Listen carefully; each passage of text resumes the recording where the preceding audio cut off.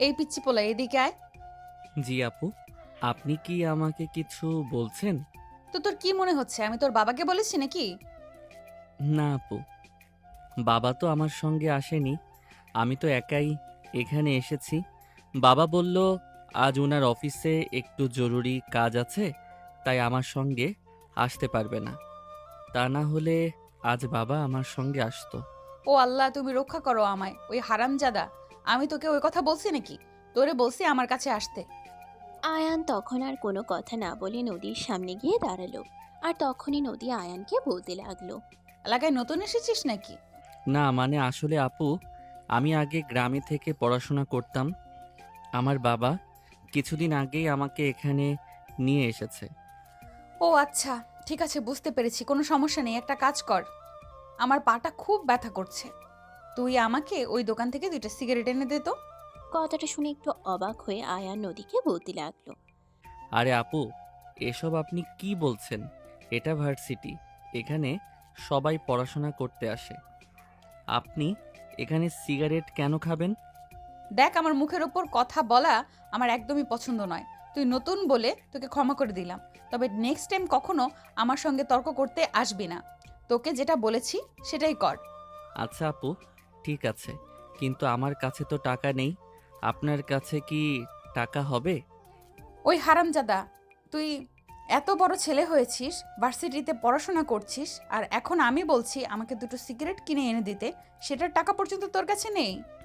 না মানে আসলে আপু, আমার তো কখনো সেরকম কোনো খরচ লাগে না। তাছাড়া ভার্সিটি থেকে আমাদের বাসা খুব কাছেই, তাই হেঁটে হেঁটে ভার্সিটিতে চলে এসেছি। সেই জন্য টাকা নিয়ে আসিনি। ও আচ্ছা, এই ব্যাপার। ঠিক আছে, কোনো সমস্যা নেই। এনে 50 টাকা, 2টো সিগারেট 30 টাকা, আর 20 টাকা তুই রেখে দিস। না আপু, আমার কোনো টাকা লাগবে না। টাকা দিয়ে আমি কি করব? আমার টাকা সেরকম কোনো কাজে আসে না। আয়ানের এমন বকবক শুনে নদীর মেজাজ আরো বেশি খারাপ হয়ে যাচ্ছিল। তাই নদী একটু রাগী গলায় আয়ানকে বলতে লাগলো। আর একটা কথা বললে চটকনা মেরে তোর সব কয়টা দাঁত ফেলে দিব বলে দিলাম। বদমাইশ, তোকে বললাম টাকা নিয়ে যেতে, সেটাও নিয়ে যাবি না। বললাম আমাকে সিগারেট কিনে এনে দিতে, সেটারও টাকা তোর কাছে হবে না। তাহলে হবেটা কি তোর কাছে, বল শুনি। না মানে আসলে আপু, আপাতত আমার কাছে বই আর খাতা কলম ছাড়া অন্য কিছু নেই। তখনই নদী একটু রেগে গিয়ে ধমক দিয়ে আয়ানকে বলতে থাকে। ওই হারামজাদা, তোকে আমি সেই কথা কখন বললাম? তুই এখন আমাকে সিগারেট দিবি কিনা সেটাই বল, না হলে কিন্তু একটা থাপ্পড় দিয়ে তোর সব কটা দাঁত ফেলে দিব, এটা তোকে বলে দিলাম। আরে আপু, আপনি যদি আমার সব দাঁত ফেলে দেন তাহলে আমি খাবার খাবো কি দিয়ে? আর যদি খাবার খেতে না পারি তাহলে তো আমি মরে যাব। আর আমি মরে গেলে আমার আব্বু আম্মু সবাই অনেক কান্না করবে। আয়ানের এমন কথায় নদীর রাগ ক্রমশ বেড়েই চলছিল। সে নিজেকে আর কোনোভাবে কন্ট্রোল করতে না পেরে ঠাস করে আয়ানের গালে একটা চড় বসিয়ে দেয়। আর তারপর বলতে থাকে। ওই হারামজাদা, তুই আমার চোখের সামনে থেকে সর, আমি তোর চেহারাটাও দেখতে চাই না। তোর মতন বলদকে কে জন্ম দিয়েছে আমি সেটাই বুঝতে পারছি না। তখনই আয়ান আবারও নদীকে উদ্দেশ্য করে বলতে থাকে। আপু, আমাকে তো আমার আম্মু জন্ম দিয়েছে। কেন, কি হয়েছে? বলো না শুনি। তুই যদি আরেক মুহূর্ত এখানে দাঁড়িয়ে থাকিস, তাহলে আমি তোর মাথা ফাটিয়ে ফেলবো বলে দিলাম। আমার চোখের সামনে থেকে সর, হারামজাদা কোথাকার। আরে আপু, তুমি আমাকে বকা কেন দিচ্ছ? আমি তো সেটাই বুঝতে পারছি না। আমি তো কোনো দোষ করিনি, তাহলে বকা দিচ্ছ কেন? মাফ চাই তোর কাছে, তারপরও তুই এখান থেকে চলে যা। তা না হলে আমার মেজাজ যে কি পরিমাণ খারাপ হচ্ছে, তোকে কখন আমি কি করে বসি তার কোনো ঠিক ঠিকানা নেই। বলতে বলতেই নদীর দুজন বান্ধবী সেখানে এসে পৌঁছালো। আর তখনই নদীকে উদ্দেশ্য করে তারা বলতে লাগলো।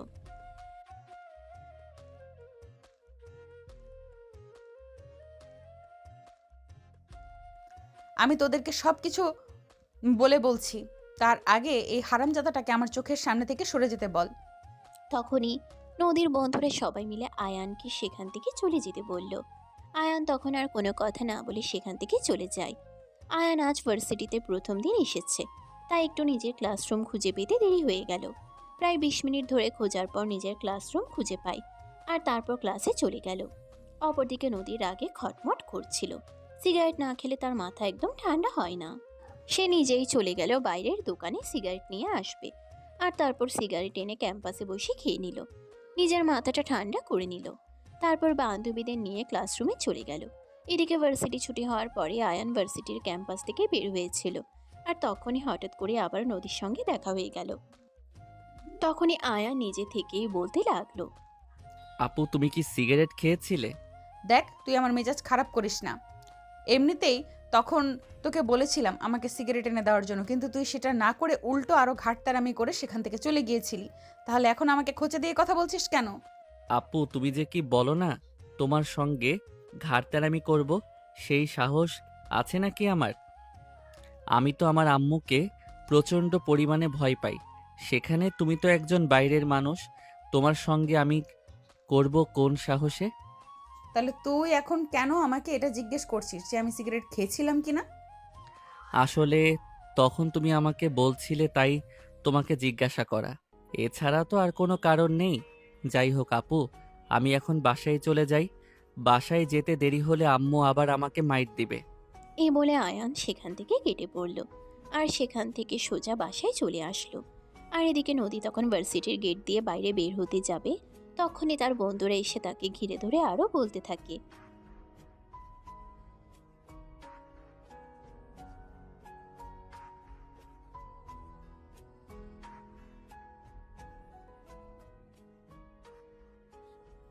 আরে আর বলিস না, ছেলেটা ভার্সিটিতে নতুন এসেছে।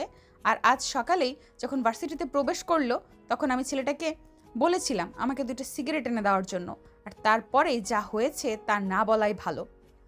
আচ্ছা, বাদ দে সব কথা, রাতে ক্লাবে যা। আমি তো তোরা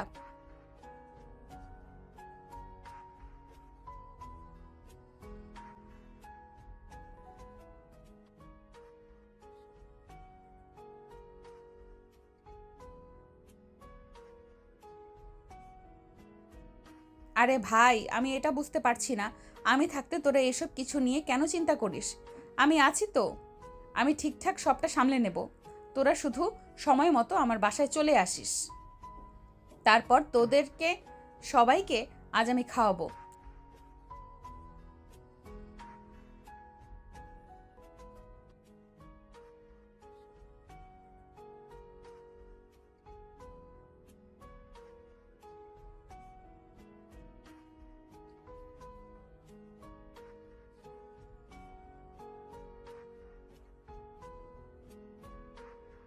আরে ভাই, আমি এটা বুঝতে পারছি না তোরা এত প্যারা কেন নিচ্ছিস। আমি বললাম তো এই সব কিছু নিয়ে তোদেরকে কোনো চিন্তা ভাবনা করতে হবে না। আজ রাতে পার্টিতে যত খরচ হবে সম্পূর্ণ আমি দিব।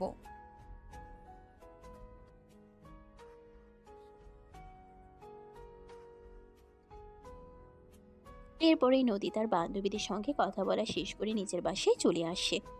বাসায় এসে খাওয়া দাওয়া করে একটা ঘুম দেয়, কারণ সেই সন্ধ্যাবেলা বের হবে। আর বাসায় আস্তে আস্তে রাতে 2টা 3টার মতো বেজে যাবে, এমনকি ভোর রাতও হতে পারে। ঘুম ভাঙে সেই সন্ধ্যাবেলা তার আম্মুর ডাকে। তার আম্মু তাকে নাস্তা করার জন্য ডাক দেয়। তখনই নদী ঘুম থেকে ওঠে আর হাত মুখ ধুয়ে ড্রয়িং রুমে আসে। আর ওই মুহূর্তেই তার বাবা বাসায় চলে আসে। নদী তার বাবাকে দেখা মাত্রই বলতে লাগলো, বাবা, আমার 1.5 লাখ টাকা লাগবে। তোমার টাকা লাগবে? যদি আমাকে জিজ্ঞাসা করার কি আছে? অ্যাকাউন্ট সেকশনে বলা আছে তোমার যখন যত টাকা লাগবে তুমি সেখান থেকে নিয়ে নিও, কোনো সমস্যা হবে না। বাবা, কিন্তু এখন তো অ্যাকাউন্ট সেকশন বন্ধ হয়ে গেছে। আমার এখনই লাগবে। আর আমি একটু পরেই বন্ধুদের নিয়ে পার্টিতে যাব। এই টাকাটা আমার এক্ষুনি এবং এই মুহূর্তেই লাগবে। কিন্তু এই মুহূর্তে এত টাকা হবে না, কারণ আমি তো টাকা নিয়ে সবসময় ঘোরাঘুরি করি না। আমি কোনো কথা শুনতে চাই না। তোমাকে যেটা বলেছি তোমাকে সেটাই করতে হবে। আমার টাকা এখন লাগবে, মানে এখনই লাগবে। এই কথা বলে নদী চিৎকার চেঁচামেচি শুরু করে দেয়। আর তখনই তার বাবা তাকে শান্ত করার জন্য বলতে থাকেন, প্লিজ না, তুই এভাবে চিৎকার চেঁচামেচি করিস না। আমি দেখছি কি করা যায়। আমি বললাম তো আমার যা কিছু আছে সব কিছুর একমাত্র উত্তরাধিকারী হলি তুই। আমার সম্পত্তিতে শুধুমাত্র তোর অধিকার আছে। তাহলে আমার এই সম্পত্তি যদি তুই খরচ করতে না পারিস, কে খরচ করবে বল শুনি? তুমি তো সব সময় শুধু এটা মুখে মুখেই বলো, কিন্তু কাজের বেলায় কিছুই না। এই যে এখন আমি আমার বন্ধুদেরকে কথা দিয়ে এসেছি, রাতে তাদেরকে নিয়ে আমি ক্লাবে যাব, পার্টি করব, আর তার সমস্ত খরচ আমি দেব। কিন্তু এখন যখন তোমার কাছে টাকা চাইলাম, তুমি আমাকে মুখের উপর স্পষ্ট বলে দিচ্ছ এখন তোমার কাছে কোনো টাকা হবে না। বন্ধুদের কাছে আমার মান সম্মান কোথায় গিয়ে পৌঁছাবে সেটা তুমি একবার ভেবে দেখেছো? সেটা তো তুমি একবারের জন্য ভেবে দেখোনি। আরে মাদু, এরকম কেন ভাবছিস? আমি কখন বললাম যে তোকে আমি টাকা দেবো না? আমি তো তোকে অবশ্যই টাকা দেবো। তুই কিছু সময় অপেক্ষা কর, আমি দেখছি কি করতে পারি। তুই তো সেই রাতে যাবি, আর সবে তো মাত্র সন্ধ্যা হলো। আচ্ছা ঠিক আছে, আমি কোনো কথা শুনতে চাই না। আর রাত 8টা বাজার আগে যেন আমি আমার টাকাটা পেয়ে যাই, তাহলেই হবে। এই বলে নদী সেখান থেকে চলে গেল। আর এইসব কথা নদীর আম্মু কিচেন রুম থেকে শুনছিলেন। তিনি কিচেন থেকে বের হয়ে এসে নদীর বাবার পাশে বসতে বসতে বলতে লাগলেন। দেখো, মেয়েকে ভালোবাসো, আদর করা, যত্ন করা সব কিছুই ঠিক আছে, কিন্তু এখন যেটা করছো আমার মনে হয় সেটা একটু বেশি বেশি করে ফেলছো, যেটা একদমই ঠিক হচ্ছে না। নদী মেয়ে মানুষ, আর মেয়ে মানুষকে এত স্বাধীনতা দিতে নেই। মেয়ে মানুষকে আদর করা, ভালোবাসা সব কিছুই ঠিক আছে, কিন্তু তাই বলে এত টাকা পয়সা দিয়ে হাত নষ্ট করার কোনো মানে হয় না। আরে তুমি এরকম করে কেন বলছো? নদী আমার একমাত্র মেয়ে। আমার সব কিছুর ওপর তার অধিকার রয়েছে। তাছাড়া মেয়েটার এখনই তো বয়স নিজের ইচ্ছা মতো চলাফেরা আর খরচ করার। যখন বিয়ে হয়ে যাবে তখন তো সংসারী হয়ে যাবে, তখন তো আর চাইলেও নিজের মতো করে সময় কাটাতে পারবে না, নিজের মতো করে কিছু একটা করতে পারবে না। তাই আমি চাই আমার মেয়েটা এখন নিজের লাইফটাকে এনজয় করুক। তুমি যেটা বলছো আমি সেটা মেনে নিচ্ছি, সেটা আমি একবারও অস্বীকার করছি না, কিন্তু তারপরও একবার ভেবে দেখো, নদী মেয়ে মানুষ, আমাদের উচিত তাকে যথেষ্ট শাসন রাখা এবং আয়ত্তে রাখা, কিন্তু তুমি সেটা একদমই করছো না। আরে বাবা, এইটুকু একটা মেয়ে, তাকে আর কি আগলে রাখবো? সবে তো মাত্র তার লাইফটা শুরু হয়েছে, ভার্সিটিতে পড়াশোনা করছে, এখনই তো সময়। হ্যাঁ, সেটা আমি কখনোই অস্বীকার করিনি, কিন্তু তুমি হয়তো জানো না এইসব কিছুর আড়ালে তোমার মেয়ে কি করে বেড়ায়। এলাকায় তার দাপটের সঙ্গে চলাফেরা করে, মানুষের সঙ্গে যা ইচ্ছে তাই ব্যবহার করে। এরকমটা কিন্তু একদমই ঠিক হচ্ছে না, সেটা আমি তোমাকে বলে দিলাম। এই বয়সে তো একটু আকটু করবেই, এটা নিয়ে এত চিন্তা করার কি আছে? আমি এটা বুঝতে পারি না। তুমি এসব চিন্তা মাথা থেকে ঝেড়ে ফেলে দাও। মেয়েটা কিভাবে ভালো থাকবে, মেয়েটাকে কিভাবে ভালো রাখা যায় সেই চিন্তা করো। কারণ পরের বাড়িতে গিয়ে মেয়েদের সুখ হয় না হয় তার কিন্তু কোনো গ্যারান্টি নেই। তাই প্রত্যেকটা বাবা মায়ের উচিত মেয়েরা যতদিন তার বাবার বাড়িতে থাকে ততদিন তাকে যথেষ্ট শান্তি এবং যথেষ্ট স্বাধীনতা দেওয়ার চেষ্টা করা। আচ্ছা ঠিক আছে, তোমায় যেটা ভালো মনে হয় তুমি সেটাই করো। আমি এই ব্যাপারে তোমাকে আর কোনো কথা বলবো না, কারণ আমি খুব ভালোভাবেই বুঝতে পারছি তোমাকে এই ব্যাপারে কথা বলে কোনো লাভ হবে না। তোমার এই যেটা ভালো লাগবে তুমি সেটাই করবে। এই বলে নদীর আম্মু সেখান থেকে চলে গেল। আর নদীর বাবা মুচকি মুচকি হাসতে লাগলেন। আসলে নদীর বাবা চায় নদী তার নিজের মতো করে বড় হোক। তার যখন যেটা করতে মন চায় তখন সে সেটাই করুক, তার জীবনে কোনো রকম কোনো বাধা না থাকুক। তাই ওনার এরকম চিন্তা ভাবনা মেয়েকে তিনি কখনো কোনো কিছুতেই বাধা দিতে চান না। আর এদিকে নদী সেটাকে নিজের সম্বল বলে মনে করে। হ্যাঁ, নদীর আম্মু যেটা বলেছে সেটা একদমই সত্য কথা।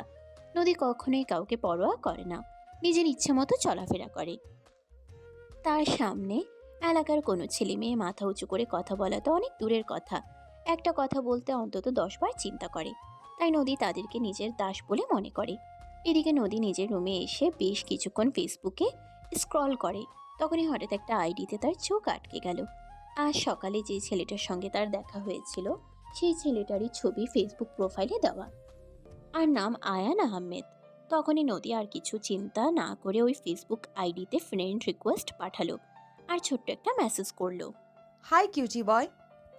মেসেজ পাঠিয়ে নদী অপেক্ষা করতে লাগলো রিপ্লাই পাওয়ার জন্য, কিন্তু প্রায় আধা ঘন্টা কেটে যাওয়ার পরেও কোনো রিপ্লাই আসলো না।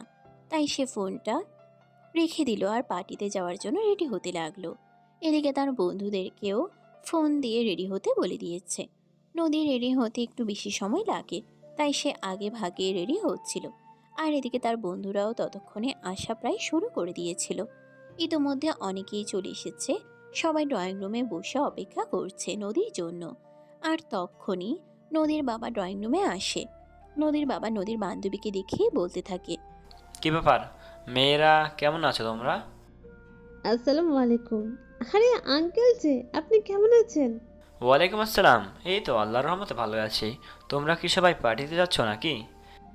হ্যাঁ, না মানে আঙ্কেল নদী আজ আমাদের সবাইকে ইনভাইট করলো তাই। হ্যাঁ রে বাবা, এটাই তো আমতা আমতা করে বলার কি আছে?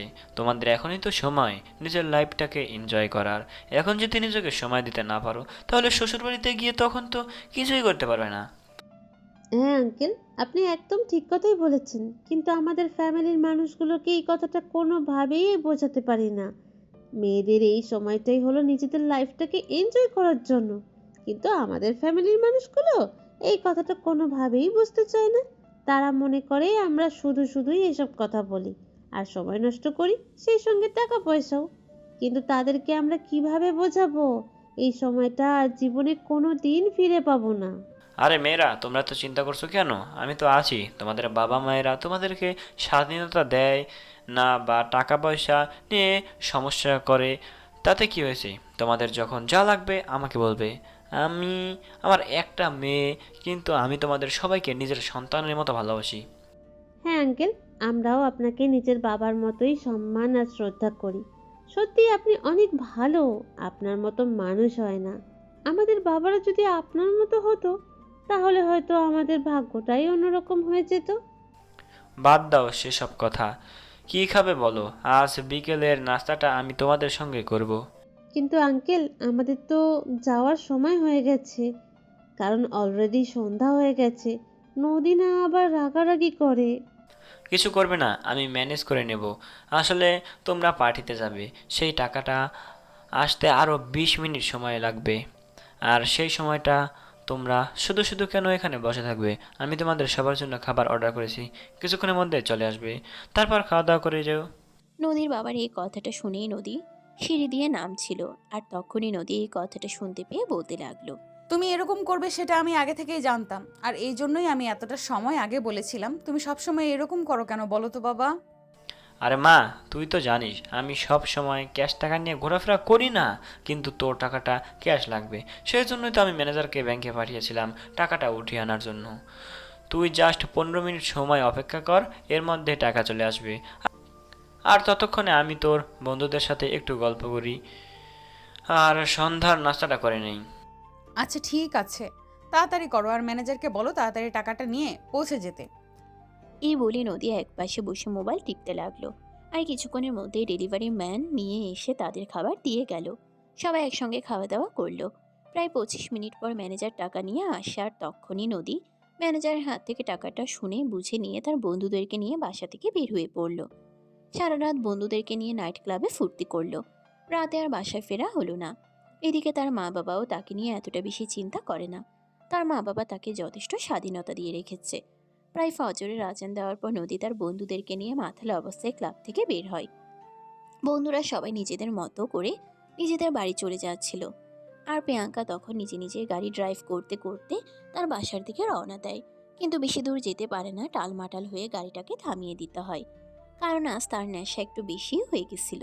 তাই সে আর কোনোভাবেই না তো নিজেকে কন্ট্রোল করতে পারছিল আর না তো গাড়িটাকে। তবে তার এটা খেয়াল ছিল, বেশি মাতাল হয়ে গাড়ি চালালে এটা তার জন্য ক্ষতিকর হতে পারে। তাই সে গাড়িটা থামিয়ে দেয়। আর এদিকে ফজরের নামাজ পড়িয়ে আয়ান প্রতিদিন সকালবেলা মর্নিং ওয়াক করতে বের হয়। আজকেও প্রতিদিনের মতো সকালবেলা মর্নিং ওয়াক করার জন্য রাস্তায় বের হয়েছিল। আর তখনই সে দেখতে পেল রাস্তার সাইডে একটা দামি গাড়ি। সচরাচর এই সময় এই রাস্তায় কোনো গাড়ি থাকে না।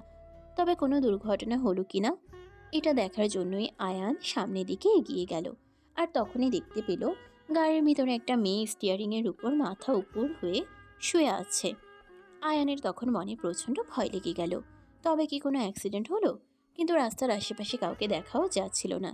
তখনই দেখতে পেল জানালার গ্লাসটা নিচে নামানো। তাই সেই মেয়েটার মাথায় হাত রেখে ডাক দিল। এই যে শুনছেন, কি হয়েছে আপনার? তখনই নদী মাতাল কণ্ঠে বলতে লাগলো। কই, আমার কিছুই হয়নি, ঘুম পাচ্ছে, একটু ঘুমাচ্ছি। নদীর কণ্ঠস্বর শুনে আয়ান কিছুটা আন্দাজ করতে পারে মেয়েটা মাতাল অবস্থায় আছে। তাই আয়ান আবারও মেয়েটাকে বলতে লাগলো। আরে, কে আপনি? এখানে কেন ঘুমাচ্ছেন? আপনি বাসায় গিয়ে ঘুমান। তখনই নদী মাথা তুলে তাকায়। আর আয়ান তো পুরাই অবাক। এটা তো সেই মেয়ে গতকাল ভার্সিটিতে যে মেয়েটা সিগারেট কিনে দেওয়ার জন্য বলেছিল। আর তখনই আয়ান নদীকে বলতে থাকে। আরে, আপনি ভার্সিটির সেই আপুটা না? আপনি এখানে কি করছেন? কিন্তু নদী এতটাই মাতাল অবস্থায় ছিল, কোনো কথা বলতে পারছিল না। তখনই আয়ান তার সাথে থাকা পানির বোতল যাইতেছে প্রতিদিন মর্নিং ওয়াক করার সময় সঙ্গে নিয়ে আসে। ওটা থেকে একটু পানি নদীর চোখে মুখে ছিটিয়ে দিল। আর তখনই নদী একটু রেগে গিয়ে বলতে লাগলো, ওই হারামজাদা, কি সমস্যা তোর? তুই এইভাবে আমার মুখের উপর পানি দিয়েছিস কেন? না মানে আসলে আপু, আপনাকে দেখে মনে হচ্ছে আপনি মাতাল হয়ে আছেন, তাই তো আপনার চোখে একটু পানির ছিটা দিলাম, যাতে আপনি হুঁশে ফিরে আসেন। এবার বলুন কি হয়েছে আপনি এখানে কি করছেন? আরে আমি তো রাতের বেলা বন্ধুদের নিয়ে নাইট ক্লাবে গিয়েছিলাম, সারা রাত ওখানেই ছিলাম। ফজরের আজান দেওয়ার পর মনে হয় ওখান থেকে বের হয়েছি, কিন্তু আমার প্রচণ্ড ঘুম পাচ্ছে, গাড়ি চালাতে পারছিলাম না, তাই এখানে একটু ঘুমিয়ে নিচ্ছি। আরে আপু, আমি তো আপনাকে দেখে ভয় পেয়ে গেছিলাম, ভাবলাম আবার উল্টাপাল্টা কিছু হলো কিনা। যাই হোক, আপনার ঘুমানো হয়ে গেলে আপনি বাসায় চলে যাবেন, আমি এখন যাচ্ছি। আমাকে আবার বাসায় ফিরতে হবে। আম্মু ঘুম থেকে উঠে আমাকে বাসায় দেখতে না পেলে আবার বকাবকি করবে। এই কথা বলে আয়ান নদীকে আর কোনো কথা বলার সুযোগ না দিয়ে সেখান থেকে চলে গেল। আর এদিকে যখন নদীর ঘুম ভাঙলো তখন বেলা প্রায় 10টার মতো বাজে। আর তারপরে সে গাড়ি চালিয়ে কোনো রকমে বাড়িতে চলে আসে। কলিং বেলে চাপ দিতেই তার আম্মু এসে দরজা খুলে দিল। আর তারপরেই তাকে দেখে বলতে লাগলো, তোকে কত করে বললাম, কিন্তু তুই তো কখনোই কোনো কথা শুনিস না। সারা রাত বাইরে ছিলি, আর এখন বেলা 10টা বাজে, সবেমাত্র তুই বাসায় এসেছিস। তোর কি ভার্সিটিতেই যাওয়া লাগবে না? পড়াশুনো কি সব চাঙ্গে তুলে দিবি নাকি? আম্মু, সব সময় এত বেশি বেশি কথা বলো না তো। আমি কি প্রতিদিন নাইট ক্লাবে যাই নাকি? এই তো সপ্তাহে 10 দিনে একবার যাই, আর সেই দিন ভার্সিটিতে যাই না। এটা নিয়ে এত কথা বলার কি আছে? আমি তো সেটাই বুঝতে পারছি না। তাছাড়া কোন হাদিসে লেখা আছে আমাকে প্রতিদিন ভার্সিটিতে যেতে হবে? এখন বড় হয়েছি, এখন লাইফটাকে এনজয় করার সময়। এখন তো আমি প্রতিদিন ভার্সিটিতে যেতে পারবো না। তোমাদেরকে আমার জাস্ট কিচ্ছু বলার নেই। কি বলবো তোমাকে? আমি তোর বাবার তোকে স্বাধীনতা আর টাকা দুই দিয়েছে। এখন এখানে তো আমার কোনো কথা চলবে না। তোদের যা ভালো লাগে তোরা তাই কর, আমি আর কোনো কথা বলছি না। এই বলে নদীর আম্মু সেখান থেকে চলে গেল। আর নদী নিজের রুমে এসে ফ্রেশ হয়ে বিছানায় শুয়ে একটা লম্বা ঘুম দিল। বিকেল 3টা বাজে। তার বান্ধবী তাকে ফোন করেছে। কি রে দোস্ত, আজ ভার্সিটিতে আসলি না? আরে দোস্ত, আর বলিস না। তোরা চলে যাওয়ার পর আমি গাড়ি চালিয়ে বাসার থেকেই আসছিলাম। মাঝে রাস্তায় আসার পর হঠাৎ করে এমন ঘুম পেলো, আমি গাড়ি সাইড করে রাস্তাতেই ঘুমিয়ে পড়লাম। আর সেই ঘুম যখন ভাঙলো তখন দেখতে পেলাম বেলা 10টা বাজে। আর তারপরেই বাসায় এসেছি। তো বল, ভার্সিটিতে যাব কি করে? তারপর আঙ্কেল আন্টি তোকে কিছু বলেনি? দেখ, তুই এটা ভালো করেই জানিস, আমি যত দেরি করি বাড়িতে আসি না কেন, আমার বাবা আমাকে কিছুই বলবে না। কিন্তু আমার মা একটু ঝামেলা করে, সব সময় খিটখিট করে। যদিও একটা ধমক দিয়ে আমাকে বসিয়ে রেখেছি, কিন্তু তারপরেও এসব কিটকিটানি আমার একদম ভালো লাগে না। তবুও তো আঙ্কেলের জন্য আন্টিকে বেশি কিছু বলতে পারে না। আর আজ যখন ভোরবেলা বাসায় এলাম, আমার মা তো পারলে আমাকে বাসা থেকে বের করে দিত, কিন্তু তারপরেও অনেক অনুনয় বিনিময় করে বাসায় ঢুকেছি। আর আব্বু যদি জানতে পারতো তাহলে তো রক্ষে ছিল না। একটা দিক থেকে আমি লাকি, কারণ আমার বাবা কখনোই আমাকে আমার ব্যক্তিগত ব্যাপারে কোনো কথা বলে না। আমি যত স্বাধীনতা চাই ততটাই আমার বাবা দিতে প্রস্তুত, শুধু বাধা হলো আমার মা। আচ্ছা দোস্ত, ঠিক আছে, আমার একটু কাজ আছে, এখন তাহলে রাখি। কাজ সময় মতো ভার্সিটিতে চলে আসিস। এই বলে ঋতু ফোনটা কেটে দেয়। আর এদিকে তখন নদীর বিছানা থেকে নেমে ওয়াশরুমে চলে গেল। হাত মুখ ধুয়ে খাবার টেবিলে আসে। তখনই দেখতে পায় টেবিলে কোনো খাবার রাখা নেই। আর এটা দেখিয়ে শুরু হয়েছে তার চিৎকার চেঁচামেচি। আম্মু, ওই আম্মু, আমি যে দুপুরে খাবার খেলাম না সেই খেয়াল তোমাদের কারোর আছে? আমার খাবার কোথায়? তাড়াতাড়ি আমাকে খাবার দাও, আমার প্রচণ্ড ক্ষুধা লেগেছে। খেয়াল তো অবশ্যই আছে, কিন্তু তুমি যেটা ভুলে গেছো, কারণ অলরেডি বিকেল 3:30টার বেশি বাজে। এই সময়ে নিশ্চয়ই তোমার জন্য কেউ দুপুরের খাবার নিয়ে অপেক্ষা করবে না। তুমি একটুও বোঝো, আমি তোমার জন্য খাবার বানিয়ে নিয়ে এসেছি। আমি বুঝতে পারি না, তুমি আমার আপন মা নাকি সৎ মা? সবসময় তুমি আমার ব্যাপারে এত উদাসীন কেন? নদীর এই কথাটা তার মাকে ভীষণভাবে ব্যথিত করলো। নদীর মা তখন নদীকে বলতে লাগলো, ছি ছি ছি, তুই আমাকে এই কথাটা বলতে পারলি? এত কষ্ট করে তোকে পেটে ধরলাম, 10 মাস 10 দিন পেটে রাখলাম, তারপরে তোকে পৃথিবীতে নিয়ে আসলাম, আর আজকে না তুই আমাকে এমন একটা কথা বললি? তো কি বলবো, তোমরা সবাই দুপুরের খাবার খেয়ে নিজেদের রুমে চলে গেছো, আর এখন আমি খাবার খেতে এসেছি, কিন্তু আমার জন্য টেবিলে কোনো খাবার রাখা নেই। তারপর আবার বলছো এখন খাবার বানিয়ে এনে দিবে, তারপর আমাকে খেতে হবে। তখনই নদীর আম্মু নদীকে বলতে থাকে। দুপুরের খাবার টাইম দুপুর 12টা থেকে দুপুর 2টা পর্যন্ত। এই 2 ঘন্টার মধ্যে তোমাকে অজস্রবার ডাকা হয়েছে। আমি এবং বাড়ির কাজের লোক সবাই তোমাকে ডাকাডাকি করেছে, কিন্তু তুমি গভীর মনে আচ্ছন্ন ছিলে। অনেক চেষ্টার পরেও তোমাকে ঘুম থেকে জাগানো যায়নি, তাই আমরা দুপুরের খাবার খেয়ে বাকিটা ফ্রিজে রেখে দিয়েছি। এখন তুমি 10 মিনিট অপেক্ষা করো, খাবার গরম করে এনে তোমাকে খাবার দেওয়া হবে। আমি নিজের বাড়িতে থাকি নাকি হোস্টেলে থাকি সেটা আমার মাঝে মধ্যে আমি গুলিয়ে ফেলি, কারণ এখন আমাকে নাকি 10 মিনিট বসে অপেক্ষা করতে হবে, আর তারপর খাওয়া পাওয়া যাবে। এই বলে নদী একটা দীর্ঘশ্বাস ফেলে খাবার টেবিল থেকে উঠে গিয়ে ড্রয়িং রুমে বসলো আর টিভি দেখতে লাগলো। এদিকে কিছুক্ষণের মধ্যেই তার আম্মু তার জন্য খাবার রেডি করে ডাইনিং টেবিলে রেখে দিল। নদী যখন খাবার খেয়ে নিল আর তারপরে নিজের রুমে গিয়ে মোবাইলটা হাতে নিয়ে ফেসবুকে স্ক্রল করতে লাগলো। আর তখনই দেখতে পেল গতকাল সে যে আইডিটাতে মেসেজ করেছিল সে আইডিতে কেউ রিপ্লাই এসেছে। আসসালামু আলাইকুম। আপু, কে আপনি? আপনাকে তো আমি চিনতে পারলাম না। ওরে বাবু, তুমি আমায় চিনতে পারছো না? এক্সকিউজ মি আপু, আপনি বাবু কাকে বলছেন? আমি অতটাও ছোট নই। আমি ভার্সিটিতে পড়াশোনা করি, সো আমার যথেষ্ট বয়স হয়েছে। ওমা, তাই নাকি? তবে আমি তোমাকে সেই বাবু বলিনি, আমি তোমাকে আমার বাবু বলেছি।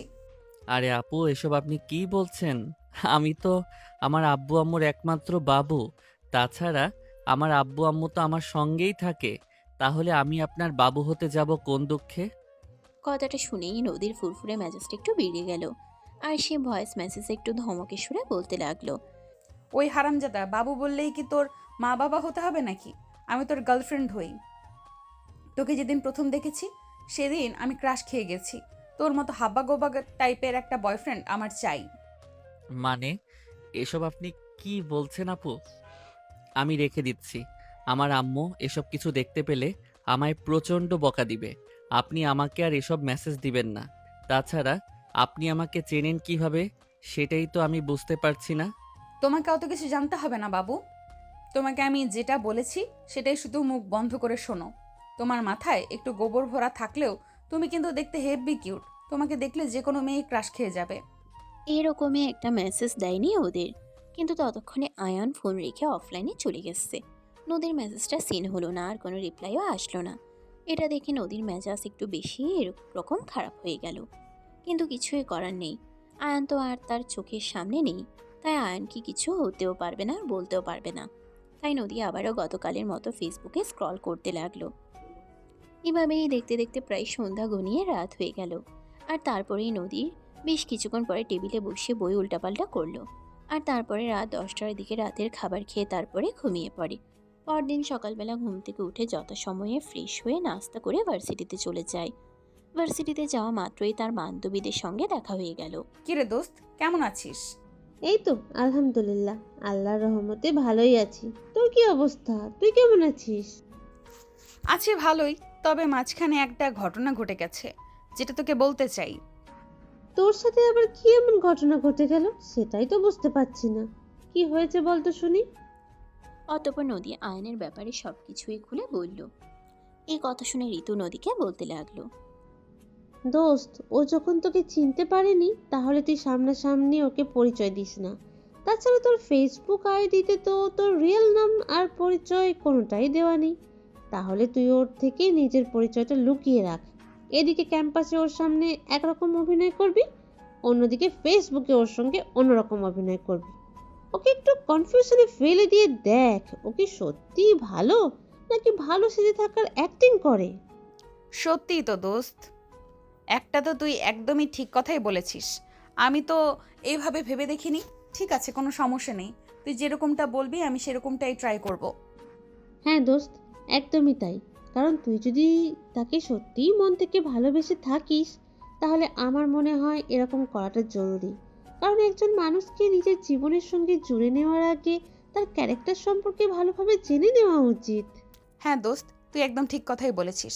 আমার মনে হয় আমি আয়নকে সত্যি সত্যিই ভালোবেসে ফেলেছি। কারণ তুই তো জানিস ভার্সিটিতে কত ছেলে আমার পেছনে ঘোরে, কিন্তু কারোর সঙ্গে আমার কথা বলারও ফিলিংস আসে না। কিন্তু এই ছেলেটাকে যখন আমি প্রথম দেখলাম তখন থেকে ওই ছেলেটার প্রতি আমার কেমন যেন একটা অন্যরকম অনুভূতি হয়। তার প্রতি আমার কেমন যেন অন্যরকম একটা ভালো লাগা কাজ করে। হ্যাঁ, সেটা তোকে দেখেই বোঝা যাচ্ছে। এই কারণে ভার্সিটির কত ছেলে তোর পিছনে ঘুরে, কিন্তু তুই কাউকে পাত্তা দিস না। আর এদিকে কিনা একটা হাবা গোবা টাইপের ছেলে ভার্সিটিতে অ্যাডমিশন নিল, যে কিনা তোর চাইতে জুনিয়র। এখন তোর তার প্রতি উইকনেস ফিল হচ্ছে। তখনই দেখতে পায় আয়ান ভার্সিটির গেট দিয়ে ভিতরে প্রবেশ করছে। এটা দেখেই ঋতু নদীকে বলতে থাকে। ওই দেখ দোস্ত, তোর ক্রাশ বয় ভার্সিটিতে আসছে, যা গিয়ে ওর সঙ্গে কথা বল।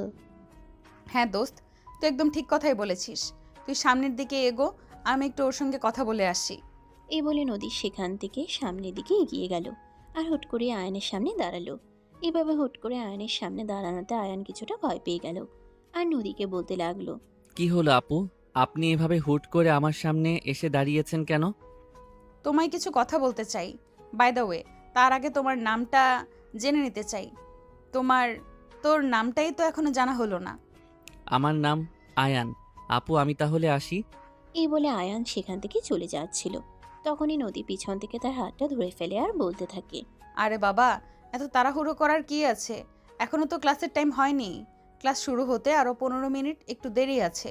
একটু দাঁড়াও, তোমার সঙ্গে কথা বলবো। হ্যাঁ আপু, ঠিক আছে বলুন কি বলবেন, কিন্তু একটু তাড়াতাড়ি বলবেন। তখনই নদী আয়ানের গালে হাত রেখে বলতে থাকে। উফ ডার্লিং, এত তাড়া কিসের তোমার? আমি তো সেটাই বুঝতে পারছি না। আমি তোমার সিনিয়র, তারপর আবার এত সুন্দরী একটা মেয়ে তোমার সঙ্গে কথা বলতে চাইছি, আর তুমি আমাকে অ্যাভয়েড করছো, যেখানে কিনা ভার্সিটির 95% ছেলে আমার সঙ্গে কথা বলার জন্য লাইন দিয়ে দাঁড়িয়ে থাকে।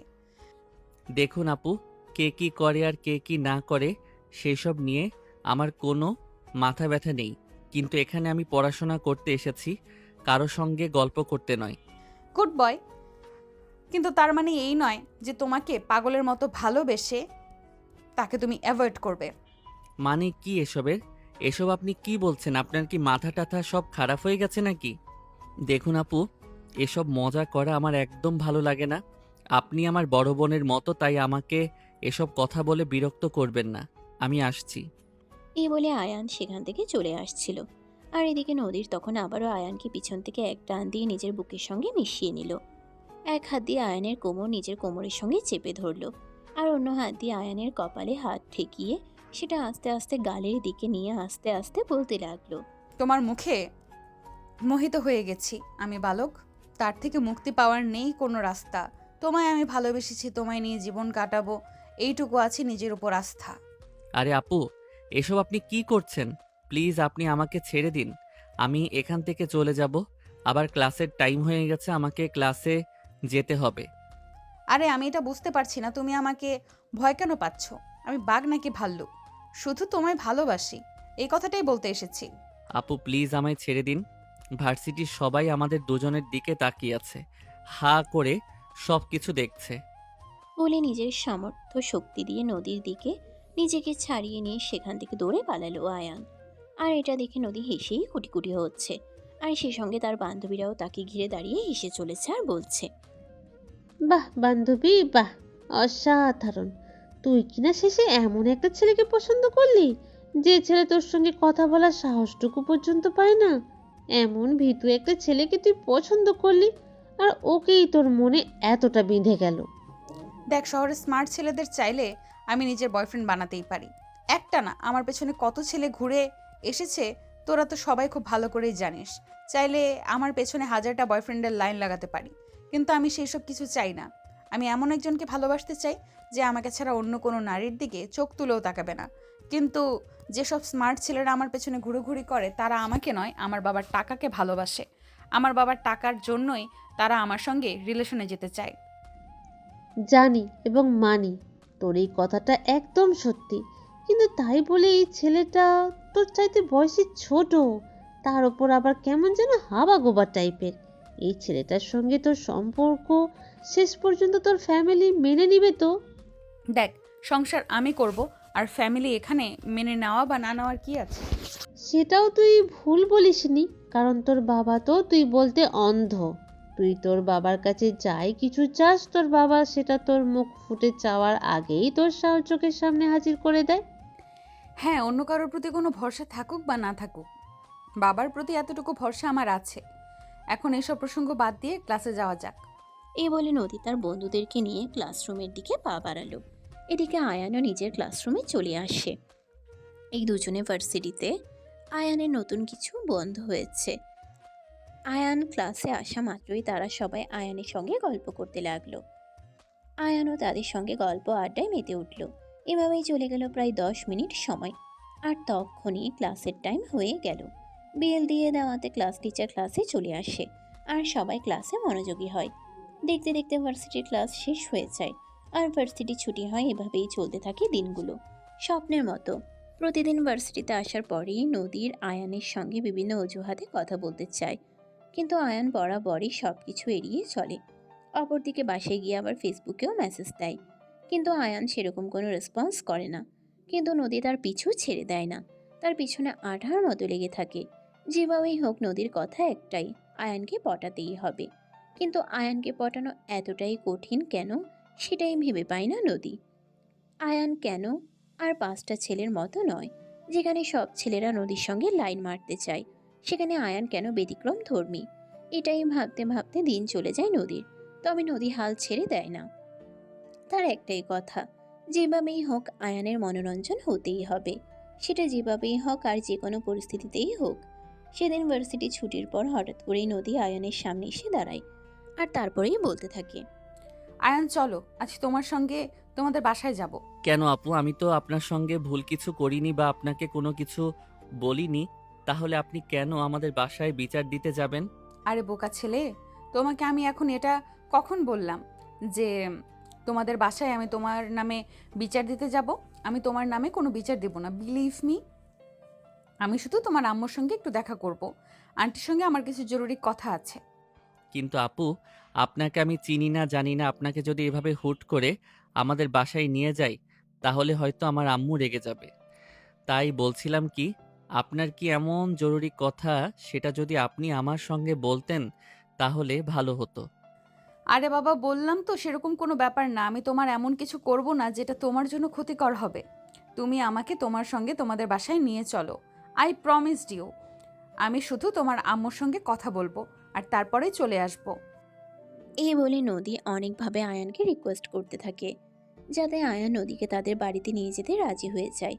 অবশেষে আয়ান নদীর কথায় রাজি হয়ে গেল আর নদীকে নিয়ে তাদের বাড়ির উদ্দেশ্যে রওনা দিল। দরজার সামনে এসে দাঁড়িয়ে কলিং বেল এসে দরজাটা খুলে দেয়। তখনই আয়ান তার আম্মুকে দেখে বলতে থাকে, আম্মু, এই আপুটা আমাদের ভার্সিটিতে পড়াশোনা করে, আমার সিনিয়র, তোমার সঙ্গে নাকি দেখা করে কি বলতে চায়, তাই আমার সঙ্গে এসেছে। আচ্ছা ঠিক আছে, কোনো সমস্যা নাই, তুমি নিজের রুমে চলে যাও, আমি ওর সঙ্গে কথা বলে নিব। কথাটা বলতে আয়ান সেখানে আর এক মুহূর্তও দেরি করলো না, সোজা নিজের রুমে চলে গেল আর ফ্রেশ হতে চলে গেল। এদিকে আয়ানের আম্মু নদীকে উদ্দেশ্য করে বলতে লাগলো, কি ব্যাপার, কে তুমি? তোমাকে তো চিনতে পারলাম না। তাছাড়া আমার সঙ্গে তোমার কি দরকার, আমি তো সেটাই বুঝতে পারছি না। আন্টি, আমাকে আপনি চিনবেন না। আমি নদী, আপনার সঙ্গে একটু কথা বলতে চাই। আমি কি ভেতরে আসতে পারি? হ্যাঁ অবশ্যই, ভেতরে এসে বসো আর তারপর বলো আমার সঙ্গে তোমার কি এমন দরকার পড়লো যে আমার ছেলের সঙ্গে কথা বলে তোমাকে সোজা একদম আমার বাড়িতে চলে আসতে হলো। আসলে আন্টি, আপনাকে আমি চিনিও না জানিও না, তবে আপনার ছেলেকে আমি খুব ভালো করেই চিনি। আপনার ছেলে যেদিন থেকে আমাদের ভার্সিটিতে ভর্তি হয়েছে সেদিন থেকেই তার সঙ্গে আমার পরিচয়। আপনার ছেলেটাকে আমার বড্ড ভালো লাগে, বলতে পারেন ভালোবেসে ফেলেছি। এই মেয়ে, তোমার কি মাথায় সমস্যা আছে নাকি? আমি তো সেটাই বুঝতে পারছি না। তুমি আমার সামনে দাঁড়িয়ে আমার ছেলেকে পছন্দ করো, সেই কথা বলছো, তোমার একটুও লজ্জা করছে না? আয়ানের আম্মুর এই কথায় নদীর সাহস যেন আরো বেশি বেড়ে গেল। নদী তখন আয়ানের আম্মুকে আন্টি বলা বাদ দিয়ে শাশুড়ি বলে বলতে লাগলো, আরে শাশুড়ি আম্মু, এইসব আপনি কি বলছেন? আমি আপনার ছেলে হবু বউ হতে চলেছি, তাহলে আপনার সঙ্গে কথা বলতে বা কথা বলতে চাওয়াতে আমার লজ্জা কেন করবে? আমি তো সেটাই বুঝতে পারছি না। আরে কি নির্লজ্জ মেয়ে তুমি! তোমার তো দেখছি আগে পিছে কোনো কিছুর চিন্তা নেই। হ্যাঁ আন্টি, আপনি একদম ঠিক ধরতে পেরেছেন। আমার সামনে পেছনে কোনো কিছুর সেরকম কোনো চিন্তা নেই। আসলে বাবা মার একমাত্র আদরের মেয়ে তো, তাই একটু বেশি আদর দিয়ে বড় করেছে। সেই জন্য কোনো কিছুর এত চিন্তা করতে হয় না। এই মেয়ে, তুমি এক্ষুনি আমার বাড়ি থেকে বের হয়ে চলে যাও। আমি তোমার সঙ্গে কোনো কথা বলতেই চাই না।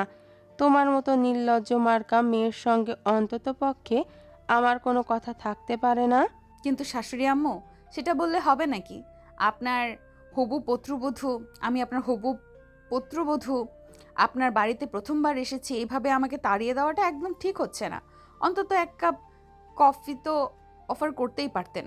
তুমি যাবে আমার বাড়ি থেকে বের হয়ে, নাকি আমি সিকিউরিটি ডেকে তোমাকে বের করে দেওয়ার ব্যবস্থা করব? আরে কি বলেন শাশুড়ি আম্মু, সেসবের কোনো প্রয়োজন হবে না, আমি নিজেই চলে যাচ্ছি। আপনাকে আর কোনো কষ্ট করতে হবে না। এই বলে নদী বাসা থেকে বের হতে হতে বলতে লাগলো। দেখুন শাশুড়ি আম্মু, আজ আমি চলে যাচ্ছি ঠিকই, তবে একদিন আমি এই বাড়িতে আবারও ফিরে আসব। তবে সেই দিন এই বাড়ির বউ হয়ে আসব। সেই দিন চাইলেও আর আপনি আমাকে এই বাড়ি থেকে বের করে দিতে পারবেন না, আর সেটা আপনার পক্ষে সম্ভব হবে না। তুমি যদি এই মুহূর্তে আমার বাড়ি থেকে বের হয়ে না যাও, তাহলে আমি তোমাকে ঘাড় ধাক্কা দিয়ে বের করে দিতে বাধ্য হব। ছি ছি, কি নির্লজ্জ মার্কা মেয়ে রে বাবা। বলতে বলতে নদীর দিকে এগিয়ে আসছিলেন আয়ানের আম্মু, কিন্তু ততক্ষণে নদী বাসা থেকে বের হয়ে চলে গেছে। এদিকে ফ্রেশ হয়ে কাপড় চোপড় চেঞ্জ করে ডাইনিং টেবিলে আসে দুপুরে খাবার খাওয়ার জন্য। আর সে তার আম্মুকে এমন রাগান্বিত দেখে বলতে থাকে। কি ব্যাপার আম্মু, কি হয়েছে? তোমাকে এমন রাগান্বিত দেখাচ্ছে কেন? তুমি কি কারোর সঙ্গে ঝগড়াঝাটি কিছু করেছো নাকি? ওই হারামজাদা, এই তার চেয়ে আমি এটাকে কোথা থেকে নিয়ে এসেছিস? এই মেয়ে তো মাথায় সমস্যা আছে। এই মেয়ের সঙ্গে তোর কি সম্পর্ক? আরে আম্মু, এসব তুমি কি বলছো? এই মেয়ের সঙ্গে আমার কোনো সম্পর্ক থাকতে যাবে কেন? আমার কোনো সম্পর্ক নেই। উনি আমাদের ভার্সিটিতে পড়াশোনা করেন, আমার সঙ্গে আমাদের বাসায় আসতে চাইলো, বলল তোমার সঙ্গে কি যেন জরুরি কথা আছে, তাই তো আমি নিয়ে এলাম। তা না হলে আমি নিয়ে আসতাম নাকি? আর যদি কোনোদিন এসব ফাজিল মার্কা মেয়ে ছেলেদেরকে আমার বাড়িতে নিয়ে এসেছিস, তাহলে তোর হাড্ডি গুড্ডি গুঁড়ো করে রেখে দিব বলে দিলাম। একটু জোরে ধমক দিয়ে আয়ানের আম্মু কথাটা বলাতে আয়ান অনেকটাই ভয় পেয়ে গেল। আর সে ভীত কণ্ঠে বলতে লাগলো। আচ্ছা আম্মু, ঠিক আছে, কোনো সমস্যা নেই। তুমি যা বলবে আমি তাই মেনে চলবো। এখন আমার প্রচণ্ড ক্ষুধা পেয়েছে, আমাকে কিছু খেতে দাও। এই বলে আয়ান খাবার টেবিলে বসলো। আর কিছুক্ষণের মধ্যেই তার আম্মু তাকে খাবার বেড়ে দিল। তারপর সে খাবার খেয়ে চুপচাপ নিজের রুমে চলে গেল কিছুক্ষণ ঘুমানোর জন্য। এটা তার প্রতিদিনকার রুটিন। ভার্সিটি থেকে এসে ফ্রেশ হবে, খাওয়া দাওয়া করবে, আর তারপর কিছুক্ষণ ঘুমোবে। তারপর সন্ধ্যার দিকে ঘুম থেকে উঠে পড়তে বসবে। আজকেও তার কোনো অনিয়ম হলো না। পড়া শেষ করে রাতের খাবার খেয়ে যখন ঘুমোতে যায়, তখন একটু মোবাইলটা হাতে নিয়ে কিছুক্ষণ ফেসবুকে স্ক্রল করে। আর আজকেও যখন সে ফেসবুকে স্ক্রল করছিল, তখন হঠাৎ করে মেসেঞ্জার একটা কল আসে সে আইডিটা থেকে, যে আইডি থেকে আগেও বেশ কিছু মেসেজ এসেছিল। আয়নের কলটা রিসিভ করতে ইচ্ছে করছিল না, কিন্তু পরপর ফোনটা বেজেই চলেছিল। তাই বাধ্য হয়ে আয়ান ফোনটা রিসিভ করে। আর তখনই অপর প্রান্ত থেকে শুনতে পাই। ওই বাবু, আমি সে কখন থেকে তোমাকে কল দিচ্ছি, তুমি আমার কল ধরছো না কেন? তুমি জানো না তোমার সঙ্গে কথা বলতে না পারলে আমার একটুও ভালো লাগে না?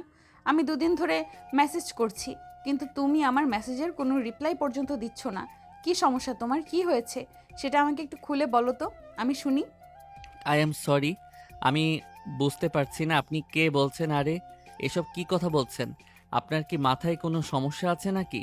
আমি সেটাও বুঝতে পারছি না। আপনাকে আমি চিনি না, জানি না, কি সব আবোল তাবোল বলেন আপনি। আমি কোনো আবোল তাবোল কথা বলছি না বাবু, আমি সত্যিই বলছি, তোমায় আমি ভীষণ ভালোবাসি, ওরকম ভালোবাসি। আচ্ছা একটা কথা বলেন তো, আপনি আমার ফেসবুক আইডি কোথায় পেয়েছেন? আমি যতদূর জানি আমার ফ্যামিলি মেম্বার ছাড়া অন্য কেউ আমার ফেসবুক আইডি সম্পর্কে কোনো কিছুই জানে না। তাহলে আপনি কিভাবে জানলেন আমার ফেসবুক আইডি সম্পর্কে?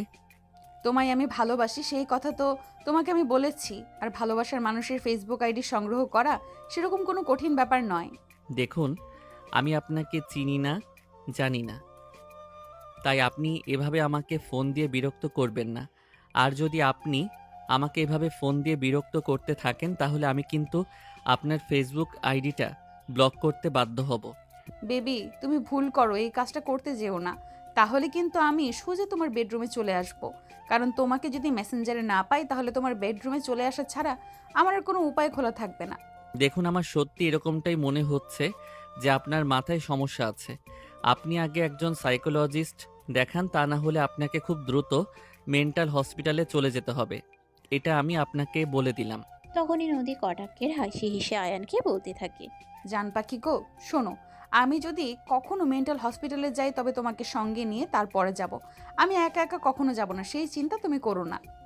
আয়ান তখন তাকে আর কোনো কথা বলার সুযোগ না দিয়ে সোজা ফোনটা কেটে দিল, আর তারপর সঙ্গে সঙ্গে অফলাইনে চলে গেল। এদিকে নদী তখন আবারও বেশ কয়েকবার ফোন দেয়, কিন্তু কোনোভাবেই আর কলটা ঢুকছিল না, যেহেতু সে অফলাইনে চলে গিয়েছিল। অনেকবার কল দেওয়ার পরেও যখন কল হচ্ছিল না, তাই বাধ্য হয়ে নদী ফোন রেখে দেয়, বিছানায় শুয়ে ঘুমিয়ে পড়ে। পরের দিন সকালবেলা ভার্সিটিতে চলে যায়, কিন্তু আজ ভার্সিটিতে এসে নদী আয়ানের জন্য অনেকক্ষণ অপেক্ষা করলেও আয়ান ভার্সিটিতে আসছিল না। ক্লাসের টাইম হয়ে গেল, সবাই ক্লাসে চলে গেল, কিন্তু আয়ান আসলো না। ব্যাপারটা নদীকে একটু ভাবিয়ে তুলল। কি হলো আয়ানের? হঠাৎ করে ছেলেটা কেন ভার্সিটিতে আসছে না? আয়ান তো এরকম করার ছেলে নয়। সে যেদিন থেকে ভার্সিটিতে আসছে নিয়মিত ভার্সিটিতে আসে, ঠিকমতো পড়াশোনা করার প্রত্যেকটা ক্লাস খুব মনোযোগ দিয়ে করে। ভার্সিটি ছুটি হয়ে গেল, কিন্তু কোথাও আয়ানের কোনো দেখা পেল না নদী। তখন আর কোনো কিছু চিন্তা না করে সোজা আয়ানের বাসার ঠিকানা যেহেতু জানতো সেখানেই চলে আসে। কিন্তু বাসায় আসা মাত্রই দেখতে পায় বাড়ির দরজা বাইরের দিক থেকে তালা দেওয়া। বাড়ির ভিতর অনেকবার ঢোকার চেষ্টা করলেও কোনোভাবে আর ঢুকতে পারল না। তখনই প্রতিবেশীদের কাছে আয়ান এবং তার ফ্যামিলির ব্যাপারে জিজ্ঞাসাবাদ করে নদী জানতে পারল আয়ান গ্রামের বাড়িতে গিয়েছে। কিন্তু আয়ানের গ্রামের বাড়ি কোথায় সেটা এখানে কেউ সঠিক বলতে পারে না, কারণ এবং তার ফ্যামিলি কখনোই প্রতিবেশীদের সঙ্গে সেরকম ভালো কোনো সম্পর্ক রাখে না। তারা কারোর সঙ্গে সেরকম একটা মেলামেশা করে না।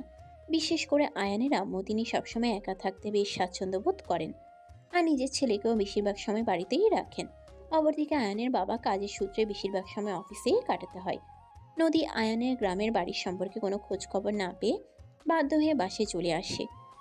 দেখতে দেখতে 3 দিন চলে গেল, কিন্তু আয়ানের সঙ্গে কোনোভাবেই যোগাযোগ করা গেল না।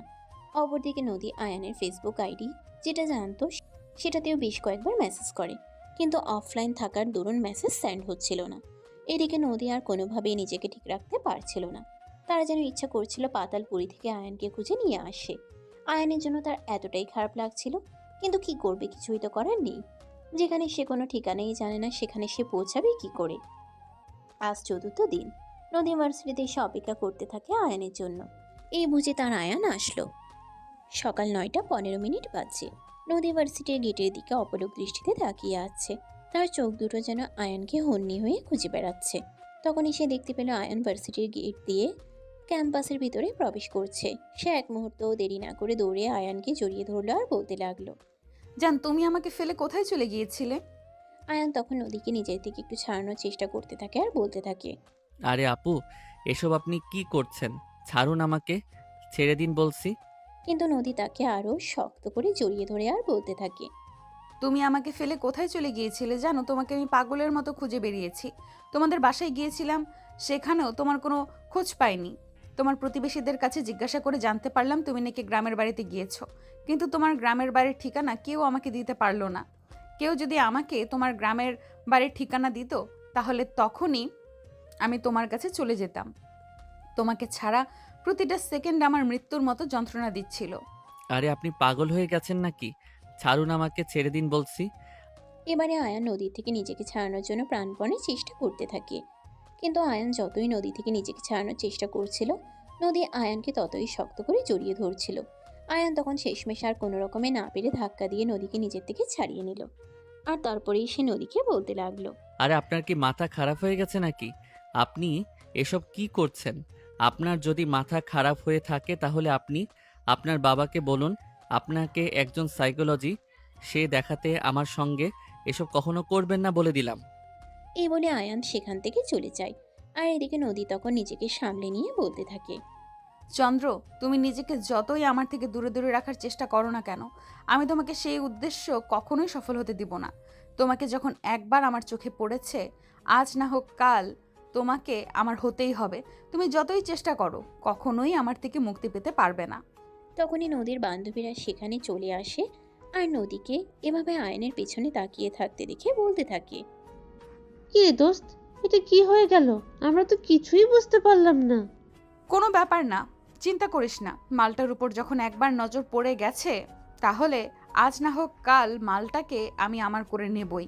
সে যত কিছুই করুক না কেন আমার থেকে কোনোভাবেই পার পেতে পারবে না। আর এটা তো তোরা খুব ভালো করেই জানিস। আমি আমার বাবার কাছে যখন যা চাই, কিছু চাই না কেন, আমার বাবা কখনোই আমার মুখের ওপরে না বলেন না। আমার বাবার কষ্ট হলেও আমার বাবা সেটা আমাকে এনে দেন। সেটা তো জানি, কিন্তু এইরকম একটা হাবাগোবা টাইপের ছেলেকে যে কিনা তোকে বোঝে না, তাছাড়া তোর চাইতে জুনিয়র, তোর প্রতি কোনো ফিলিংস আছে বলেও তো মনে হয় না, তাহলে কেন পড়ে আছিস এই হাঁদারামটার পিছনে? সত্যি বলছি দোস্ত, আমি জানি না আমি কেন তার পেছনে পড়ে আছি। তবে তাকে আমি অসম্ভব রকম ভালোবেসে ফেলেছি। তাকে ছাড়া আমি আমার পৃথিবীতে আর কিছুই চাই না, এইটুকুই জানি। দোস্ত, তুই যত যাই কিছু বলিস না কেন, আমাদের কিন্তু এরকমটা মনে হয় যে ওর পিছনে পড়ে থেকে তোর সেরকম কোনো লাভ হবে না, কারণ ওর তোর প্রতি কোনো ফিলিংস নেই। ওকে যতবার দেখেছি সব সময় নিজের মতোই থাকতে দেখেছি। আচ্ছা দোস্ত, বাদ দে সেসব কথা, যখন সময় হবে দেখা যাবে। আর একটা কথা মাথায় ভালোভাবে ঢুকিয়ে নে, আমি যখন ওর দিকে একবার চোখ তুলে তাকিয়েছি, পৃথিবী কিয়ামত হয়ে গেলেও ওকে আমি অন্য কারোর হতে দেব না। সেটা আজ না হোক কাল আমার চোখে পড়া জিনিসটাকে আমি আমার করে নেবই। এই বলে নদী তার বান্ধবীদের নিয়ে ক্লাসরুমে চলে গেল। কিন্তু সেদিন আর কোনোভাবেই ক্লাসে মনোযোগী হতে পারল না। বারবার তার আয়ানকে জড়িয়ে ধরার ব্যাপারটা কথা মনে পড়ছিল। তার কী যে অন্যরকম একটা ফিলিংস হচ্ছিল, সেটা জাস্ট বলে বোঝানোর মতো না। ক্লাসে মনোযোগী হতে না পেরে দ্বিতীয় ঘন্টায় ভার্সিটি থেকে বের হয়ে বাসায় চলে আসে। এই অসময়ে তাকে বাসায় দেখে তার আম্মু ভীষণ চিন্তিত, আর তিনি বলতে থাকেন, কিরে, কি হয়েছে তোর? আমি তো কিছুই বুঝতে পারলাম না। আজ তুই এত তাড়াতাড়ি ভার্সিটি থেকে চলে আসলি কেন? আম্মু, আমার আজ ক্লাস করতে মন চাইছিল না, তাই ভার্সিটি থেকে চলে এসেছি। আব্বু কখন বাসায় আসবে? আব্বুর সঙ্গে আমার একটু জরুরি কথা বলার আছে। কি হয়েছে সেটা আমাকে বল। তোর আব্বু বাসায় আসার পর আমি না হয় তোর আব্বুকে বলে দেব। তোমাকে বললে যে কাজ হবে না সেটা আমি খুব ভালো করেই জানি, তাই তোমাকে আমি কোনো কিছুই বলতে চাইছি না। আব্বু বাসায় আসুক, তারপরে আমি আব্বুকে সব কিছু খুলে বলবো। নদীর আম্মু খুব ভালো করেই জানেন এখন তিনি নদীকে যতই জোরাজুরি করেন না কেন, নদীর মুখ থেকে তিনি কোনো কথা বের করতে পারবেন না। তার চাইতে বরঞ্চ এটাই ভালো তার সঙ্গে আর এই ব্যাপারে কোনো ফোর্স না করা। তাই তিনি নদীকে তার রুমে চলে যেতে বললেন। নদীও তখন আর কোনো কথা না বলে নিজের রুমে চলে আসলো। অপেক্ষা করতে লাগলো কখন তার বাবা আসবে, কিন্তু তার সময় যেন কোনোভাবেই কাটতে চাইছিল না। দুপুর গড়িয়ে বিকেল হলো, নদী তখনই তার বাবাকে ফোন করলো আর বলতে লাগলো, বাবা, তুমি কখন বাসায় আসবে? তোমার সঙ্গে আমার একটু জরুরি কথা আছে। মামুনি, এখন তো আমি একটু অফিসের কাজে ব্যস্ত আছি, আমার আসতে সময় লাগবে। কি হয়েছে বলো আমাকে। বাবা, তোমার সঙ্গে ফোনে কথা বললে হবে না, তোমার সঙ্গে আমার সরাসরি কথা বলতে হবে। তুমি বাসায় আসো, তারপরে তোমাকে আমি সব কিছু খুলে বলবো। আচ্ছা মামুনি, ঠিক আছে, কোনো সমস্যা নেই, তুমি কোনো চিন্তা করো না, আমি যথাসময়ে বাসা চলে আসবো। এই বলে নদীর বাবা ফোন। আর এদিকে নদী অপেক্ষা করতে লাগলো তার বাবার জন্য। সন্ধ্যা 7টা বাজে। নদীর বাবা অফিসের কাজ খুব দ্রুত শেষ করে বাসায় চলে আসেন। বাসায় এসে কলেজ বেল চাপ দিতেই নদী দৌড়ে এসে দরজাটা খুলে দিল। যদিও কখনোই নদী দরজা খুলে না, প্রতিদিন তার আম্মু কিংবা বাড়ির কাজের মেয়েটা খুলে। আজ নদীকে এই সময়ে দরজা খুলতে দেখে তার আম্মু বলতে লাগলো, কি ব্যাপার, আর সূর্য কোন দিকে উঠেছে তো সেটাই বুঝতে পারছি না। আজ কি এমন দরকার পড়লে বাবার এত যত্ন নেওয়া হচ্ছে? আম্মু, তুমি সবসময় এভাবে টিটকারি মেরে কেন কথা বলো? আমি তো সেটাই বুঝতে পারছি না। আব্বুর সঙ্গে আমার একটু দরকার আছে, সেটা তো তোমাকে বললাম। তাহলে সেটা নিয়ে এইভাবে টিটকারি মারার কি আছে? আরে বাবা, তোমাকে আমি টিটকারি মেরে কেন কথা বলবো? তুমি আমার মেয়ে হও, তোমার সঙ্গে তো আমার টিটকারি করার সম্পর্ক নয়। আমি তো শুধু তোমাকে এটাই বললাম যে আজ কি এমন দরকার পড়লো যে তুমি নিজেই এসে দরজা খুলছো? তখনই নদীর আম্মুকে উদ্দেশ্য করে পাশ থেকে নদীর বাবা বলতে থাকেন, ছাড়ো না, সব কিছুর মাঝে কেন তোমাকে কথা বলতে হবে? আমার মেয়েটা আমার সঙ্গে কোনো কথা বলতে চায়, সেটা তাকে বলতে দাও।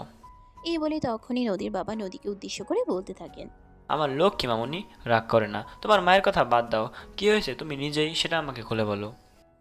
বাবা, আসলে তোমাকে যে কথাটা কি করে বলবো আমি সেটাই ভেবে পাচ্ছি না, কিন্তু না বলে কোনো উপায়ও নেই, কারণ আমি চরমভাবে ফেঁসে গেছি। কথাটা শুনে নদীর বাবার মুখটা মুহূর্তের মধ্যেই শুকিয়ে গেল। তিনি মনে মনে ভাবতে লাগলেন তার মেয়ে মনে হয় কোনো বড় রকম বিপদে পড়েছে। তাই তিনি মেয়েকে জিজ্ঞাসা করতে লাগলেন, কেন মামুনি, কি হয়েছে সেটা আমাকে খুলে বলো, আমি শুনি আগে, তারপর দেখি কি করতে পারি। না মানে আসলে বাবা, আমি একজনকে ভালোবেসে ফেলেছি আর তাকে আমি বিয়ে করতে চাই। নদীর বাবা এই কথাটা শুনে একটা দীর্ঘশ্বাস ছেড়ে নদীকে বলতে লাগলেন। তুমি এই কথাটা বলার জন্য আমাকে এত তাড়াতাড়ি অফিস থেকে খবর দিয়ে নিয়ে আসলে? আমি তো মনে মনে ভেবেছিলাম কি না কি হয়ে গেল, যার জন্য আমার মেয়ে আমাকে এত তাড়াতাড়ি বাসায় ডেকেছে। আমি তো ভেবেছিলাম নিশ্চয়ই কোনো বিপদে পড়েছে। হ্যাঁ বাবা, এই ব্যাপারটা বিপদ হওয়ার চাইতেও আরও বেশি বিপজ্জনক। কারণ আমি যে ছেলেটাকে ভালোবাসি, সে আমাকে ভালোবাসে না। তাকে আমি আমার ভালোবাসার কথা বিভিন্নভাবে বোঝানোর চেষ্টা করেছি। আজ তো আমি তাকে সরাসরি বলে দিয়েছিলাম, কিন্তু সে আমাকে সরাসরি মুখের উপর না করে দিয়েছে। এখন আমি কি করব সেটাই ভেবে পাচ্ছি না। কারণ ছেলেটাকে আমি সত্যিই ভালোবাসি। তাকে না পেলে কিন্তু জীবনে অন্য কোনো ছেলেকে কখনোই বিয়ে করব না, এই আমি তোমাকে বলে দিলাম।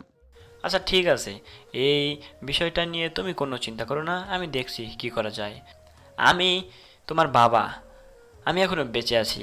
আমি বেঁচে থাকতে তোমাকে কেন কোনো কিছু নিয়ে তো চিন্তা করতে হবে না। হ্যাঁ বাবা, আমি জানি তুমি বেঁচে আছো।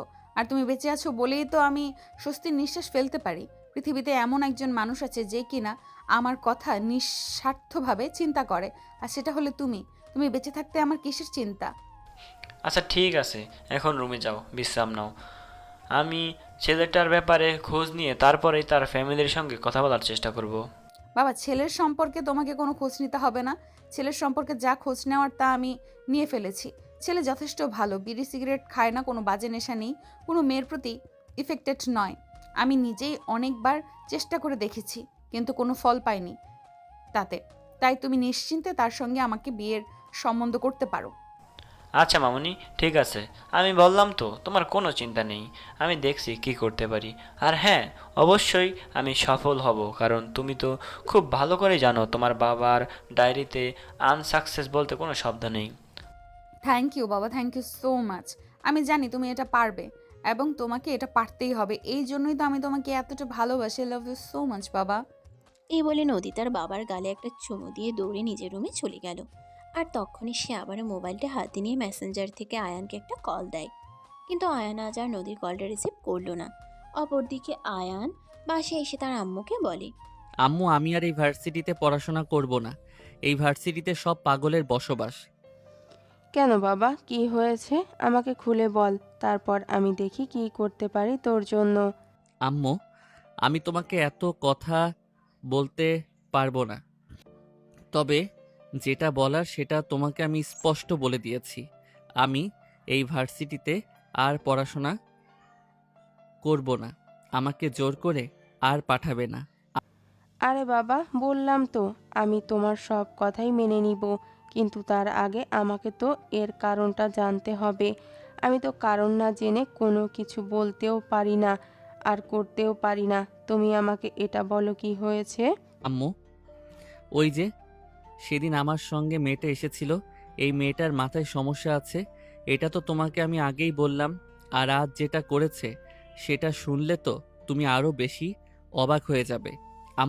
হ্যাঁ বাবা, আমি তো এতক্ষণ ধরে সেটাই জানতে চাইছি কি হয়েছে সেটা আমাকে হলে বল, আর তারপর আমি বিষয়টা ভেবে দেখি। আম্মু, এটা তো তুমি খুব ভালো করেই জানো আমি কখনোই মেয়ে মানুষের সঙ্গে সেরকম গায়ে পড়ে কোনো কথা বলি না।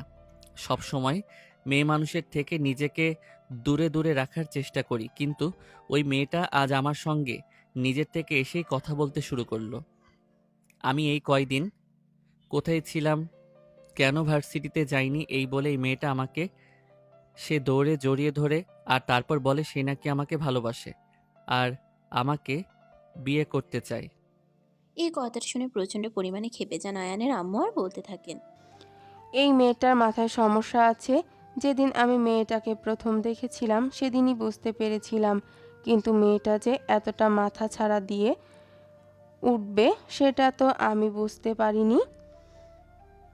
আচ্ছা ঠিক আছে, তোকে এই কয়েকদিন ভার্সিটিতে যেতে হবে না। আমি মেয়েটার ব্যাপারে খোঁজখবর নিয়ে তার ফ্যামিলির সঙ্গে যোগাযোগ করব। আচ্ছা আম্মু, ঠিক আছে, তুমি ওই মেয়ের ফ্যামিলির সঙ্গে যোগাযোগ করো আর বলো মেয়েটাকে যেন খুব তাড়াতাড়ি একজন সাইকোলজিস্ট দেখায়। এই বলে আয়ান নিজের রুমে চলে গেল। আর তারপরের দিন আয়ান আবার ভার্সিটিতে গেল না। নদী ভার্সিটিতে এসে জেনে আয়ানকে খুঁজে পেল না, তো তার মাথা খারাপ হয়ে গেল। সে সারা ভার্সিটিতে তন্ন তন্ন করে খুঁজলো কিন্তু কোথাও আয়ানকে খুঁজে পেল না। তখনই সে এক মুহূর্তও দেরি না করে ভার্সিটি থেকে বের হয়ে সোজা আয়ানের বাসায় চলে আসে। 2-3 বার কলিং বেল চাপ দেওয়ার পর আয়ানের আম্মু এসে দরজাটা খুলে দেয়। আয়ন ওদিকে দেখা মাত্রই তিনি বলতে থাকেন, এই মেয়ে, কি সমস্যা তোমার? তুমি আমার বাড়িতে কেন এসেছো? আর এখানে এভাবে ছোট লোক বস্তির মতো অনবরত কলিং বেল কেন বাজিয়ে যাচ্ছ? নদী তখন নিজের মাথাটা ঠান্ডা রেখে আয়ানের আম্মুকে উদ্দেশ্য করে বলতে লাগলো, দেখুন শাশুড়ি মা, আপনি আমার শাশুড়ি মা হন, তাই আপনার সঙ্গে আমি কোনো খারাপ আচরণ করতে চাই না। আমি আমার হবু জামাইয়ের সঙ্গে দেখা করতে এসেছি। তাকে আজ ভার্সিটিতে খুঁজে পেলাম না, খুব মিস করছিলাম তাকে, তাই চলে এসেছি। কথাটা শুনে আয়ানের আম্মু আরো বেশি রেগে যান আর তিনি বলতে থাকেন, তোমার সাহস দেখে আমি অবাক না হয়ে পারছি না। কত বড় সাহস তোমার! তুমি আমার বাড়িতে এসে আমার ছেলের সঙ্গে দেখা করতে চাইছো? আরে শাশুড়ি মা, এখানে অবাক হওয়ার কি আছে? আমি তো সেটাই বুঝতে পারছি না। আমি কি আপনার কাছে ভুল কিছু বলেছি নাকি? আমি তো যেটা সত্য সেটাই বললাম, আমি আমার হবু জামাইয়ের সঙ্গে দেখা করতে এসেছি। এই মেয়ে, তুমি তোমার বাবার ফোন নাম্বারটা দাও তো। এক্ষুনি আমি তোমার বাবার সঙ্গে একটু কথা বলবো। কথাটা শোনা মাত্রই নদী একটা কাগজে তার বাবার নাম্বারটা লিখে দিয়ে বলতে থাকেন, থ্যাংক ইউ শাশুড়ি মা, আপনি যখন নিজের থেকে দায়িত্ব নিয়েছেন তখন তো আমার আর কোনো চিন্তাই রইল না। আর হ্যাঁ শাশুড়ি মা, আপনি যখন আমার বাবার কাছে প্রস্তাব পাঠাবেন তখন ব্যাপারটা আমার জন্য খুবই প্লাস পয়েন্ট হবে। তখনই অনেক জোরে ধমক দিয়ে আয়নের আম্মু নদীকে বলতে থাকে, চুপ করো বিয়াদব মেয়ে, এক্ষুনি এখান থেকে বের হয়ে যাও।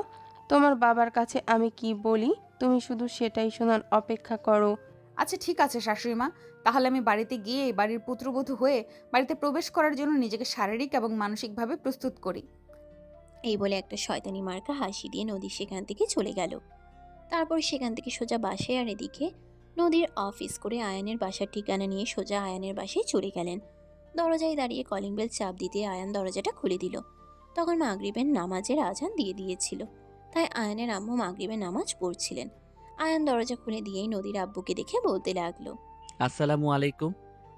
কে আপনি? আপনাকে তো আমি চিনতে পারলাম না। আমাকে তুমি চিনতে পারবে না বাবা, কারণ এর আগে তুমি কখনো আমাকে দেখোইনি। বাই দ্য ওয়ে, তোমার আম্মু কোথায়? আমি তোমার আম্মুর সঙ্গে কথা বলতে এসেছি। তোমার আম্মুকে একটু ডেকে দাও। আঙ্কেল, আমার আম্মু তো এখানে নেই। আম্মু এখন মাগরিবের নামাজ পড়ছে। আপনি একটু বসুন। আমার আম্মুর নামাজ শেষ হলে আমি আম্মুকে বলে দেব আপনি আম্মুর সঙ্গে দেখা করতে এসেছেন। এই বলে আয়ান ভিতরের রুমে চলে যাচ্ছিল। তখনই নদীর পিছন থেকে আবারও আয়ানকে বলতে লাগলো, আমি যদি খুব বেশি ভুল না করে থাকি তাহলে তুমি আইয়ান। আমি ঠিক বললাম তো? হ্যাঁ, আমি আয়ান, কিন্তু আপনি আমার নাম জানলেন কি করে আমি তো সেটাই বুঝতে পারছি না। আপনি কি আজকের আগে কখনো আমায় দেখেছেন? না বাবা, তোমাকে আমি আজকে রাতে কখনো দেখিনি, তবে তোমার ব্যাপারে আমি অনেকবার শুনেছি, তাই তোমাকে চিনতে আমার কোনো কষ্ট হয়নি। যাই হোক, তোমার আম্মুর নামাজ শেষ হলে বলে দিও আমি তোমার আম্মুর সঙ্গে দেখা করতে এসেছিলাম। কি বুঝতে পেরেছো? আচ্ছা, ঠিক আছে, কোনো সমস্যা নেই। আপনি বসুন। আম্মুর নামাজ শেষ হলে আমি আম্মুকে বলে দেব। এই বলে আয়ান নদীর বাবাকে বসতে দিয়ে সে নিজে ভিতরের জন্য চলে গেল।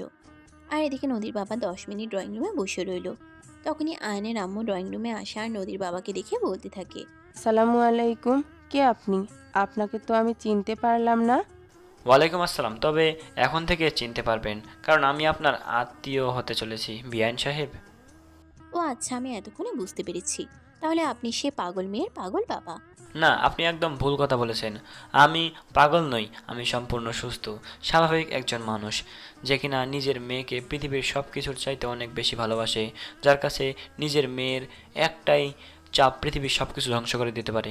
যাই হোক, আমি কথা বাড়াতে চাই না, যেটা বলতে এসেছি সেটা বলি। আচ্ছা ঠিক আছে, বলুন কি বলতে এসেছেন, আর বলে আমাকে উদ্ধার করেন। কারণ আমার এত বেশি সময় নেই কারো সঙ্গে ফালতু টাইম ওয়েস্ট করার জন্য। সংসারটাকে নিজের হাতে সামলাতে হয়তো তাই অনেক বেশি কাজ আছে। ঠিক আছে বিআইন সাহেবা, আমি আপনার খুব বেশি সময় নষ্ট করব না। উত্তেজিত হওয়ার কোনো কারণ নেই, আপনি একটু এখানে বসুন, আমি বলছি। তারপর সমস্ত কথা নদীর বাবা আয়নের আম্মুকে খুলে বলে। কিন্তু আয়নের আম্মু কোনোভাবেই নদীর সঙ্গে আয়নের সম্পর্ক বা বিয়ে কোনোটাই মেনে নিতে চায়নি।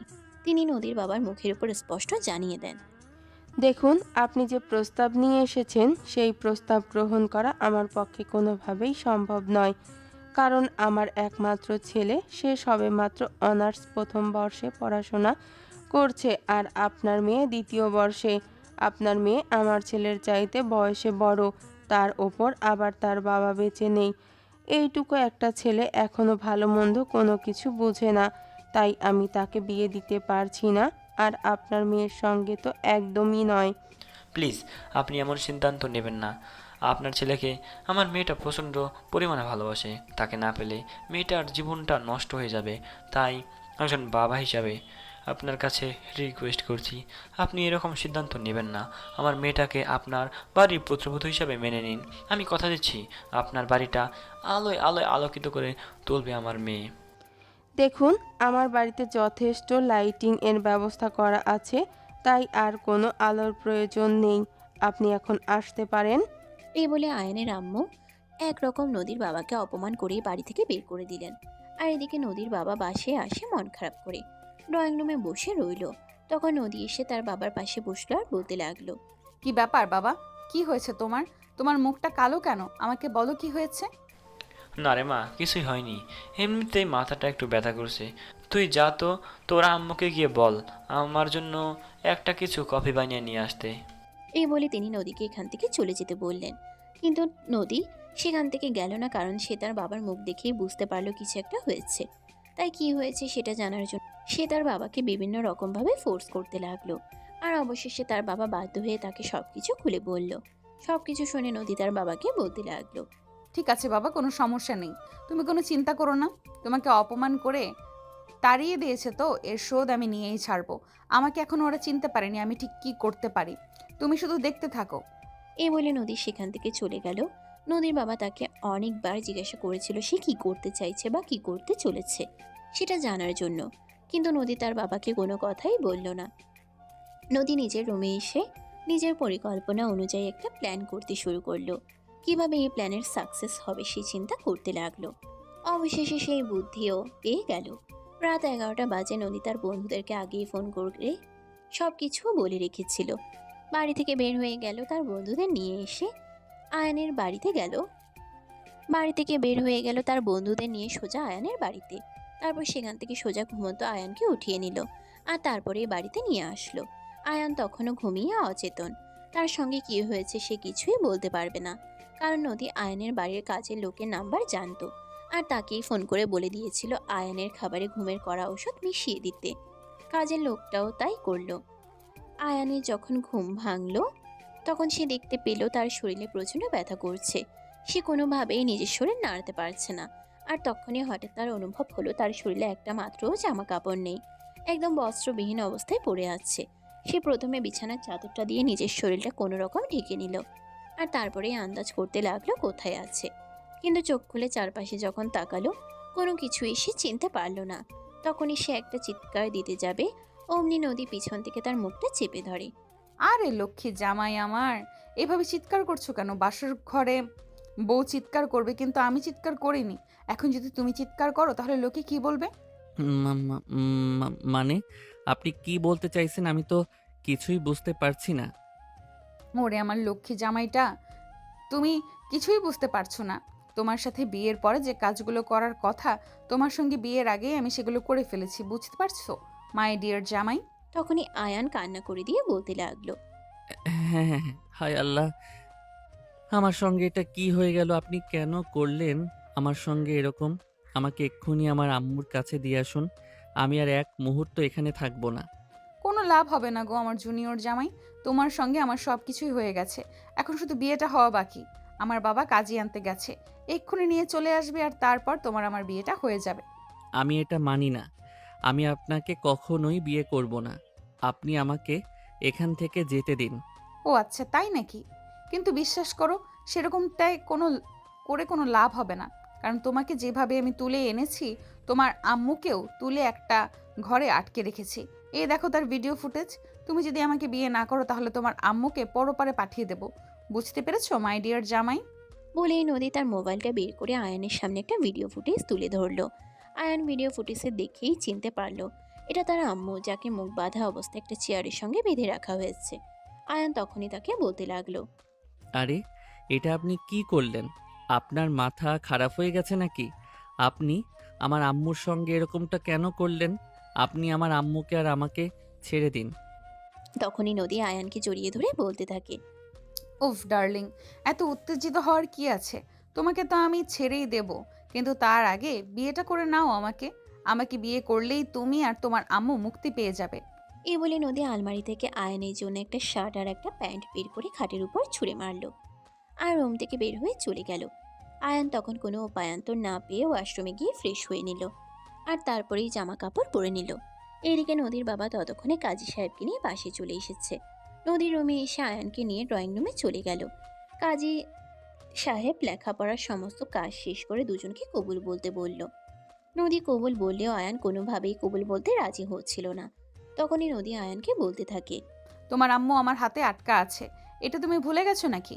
প্লিজ আপনি আমাকে আর আমার আম্মুকে ছেড়ে দিন। আমাদের সঙ্গে এরকম করবেন না, এটা অন্যায়। আরে বেবি, এইভাবে বললে আরে বেবি এইভাবে বলে না। ভালোবাসার মানুষকে পাওয়ার জন্য সব কিছুই করা যায়। আমি তো শুধু এতটুকুই করেছি। নাও তাড়াতাড়ি করে কাবিননামায় সাইন করে দাও, তাহলেই তোমার আম্মু মুক্তি পেয়ে যাবে আর তুমিও। এই বলে নদী আয়ানকে ফোর্স করতে থাকে আর অবশেষে আয়ানও বাধ্য হয়ে কাবিননামায় সাইন করে দেয়। বিয়ের কাজ শেষ হওয়া মাত্রই আয়ান আবারও নদীকে বলতে থাকে তাকে তার মায়ের কাছে নিয়ে যাওয়ার জন্য। আর তখনই নদী আয়ানকে বলতে থাকে। চিন্তা নেই ডার্লিং, শাশুড়িমা কিছুক্ষণের মধ্যেই এখানে পৌঁছে যাবেন। কিন্তু চলো তার আগে তোমার সঙ্গে আরেকবার বাসর করে নিই। তখন তো তোমার সঙ্গে আমার বিয়েটা হয়নি, আর এখন তো বিয়েটা হয়ে গেছে, তাই বিয়ের পর আরও একবার বাসর করা ফরজ। এই বলে আয়ান নদীর সঙ্গে যেতে না চাইলেও নদী তাকে জোর করে টেনে হিঁচড়ে নিজের রুমে নিয়ে গেল আর দরজাটা ভিতর থেকে বন্ধ করে দিল। আরে ভিউয়ার্স, আপনারা এখনো এখানে কি করছেন? দরজা বন্ধ, ঘরের ভিতর কি হয় সেটা দেখতে হয় না, বুঝলেন? চলুন আমরা এখান থেকে বিদায় নেই। আবারও না হয় দেখা হবে নতুন কোনো এক ভালোবাসার গল্পে। সে পর্যন্ত সবাই ভালো থাকুন, সুস্থ থাকুন। এতক্ষণ সাথে থাকার জন্য আপনাদেরকে অনেক ধন্যবাদ। আজ এখান থেকেই বিদায় নিলাম। আল্লাহ হাফেজ।